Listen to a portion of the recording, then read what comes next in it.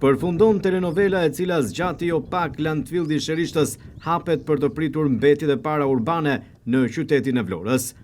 Tashmë duket se pika dhe vend grumbullimi mbeturinave në zonën e lagjes 24 maj do të mbyllet bashkë edhe me atë të Orikumit dhe Selenicës, ndërsa mbetjet urbane të qytetit do të depozitohen në impiantin e trajtimit të tyre apo thëndryshe në landfillin e Sherishtës. Gjatë kësaj të hëne, televizioni 6+1 Vlora realizoi një vëzhgim ku si kundër ndiqni kanë mbritur edhe mbetjet e para urbane në landfillin e Sherishtës. Me hapjen pjesërisht të këtij landfilli, ku janë pritur edhe mbetjet e para urbane, duket se fillon një epokë e re e gjelbërt, duke kontribuar në mbrojtjen e mjedisit dhe cilësinë e jetesës për banorët. Lajmi i mirë është shpërndar edhe nga ndërmarrja e menaxhimit të integruar të mbetjeve në Vlorë, ndërsa një qytet i pastër, një ardhmë e bukur për të gjithë. Në vëzhgimin e realizuar nga televizioni 6+1 Vlora në nisje të kësaj jave, duket se po punohet intensivisht dhe mbetjet tashmë në orare të përcaktuara në mëngjes, në drek, por edhe në mbrëmje do të depozitohen në landfillin e Sherishtës.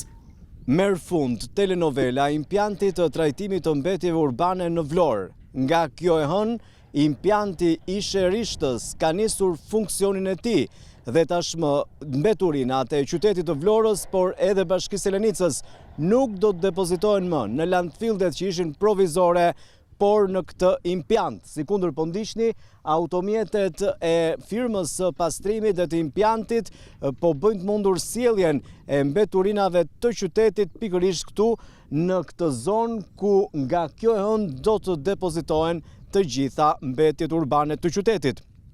Pikërisht, kjo ditë e parë e javës e ka mbyllur përfundimisht impiantin provizor të qytetit në lagjen 24 maj, por edhe atë të Orikumit. Sipas ndërmarrjes së menaxhimit të integruar të mbetjeve në Vlorë, me përkushtim ndaj një mjedisi më të pastër dhe të qëndrueshëm, qyteti i Vlorës bëhet pikërisht tashmë më i përgatitur për të përballuar sfidat në menaxhimin e mbetjeve.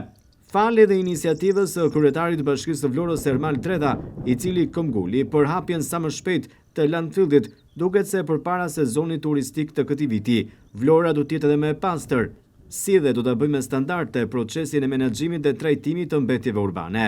Tashmë të gjitha mbeturinat në oraret e përcaktuara do të depozitohen në landfillin e Sherishtës, ndërsa pritet që në vijim të mbyllet përfundimisht edhe vendi grumbullimit të mbetjeve urbane në qytet, që prej vitesh ishte kthyer në një gangren të madhe për qytetarët.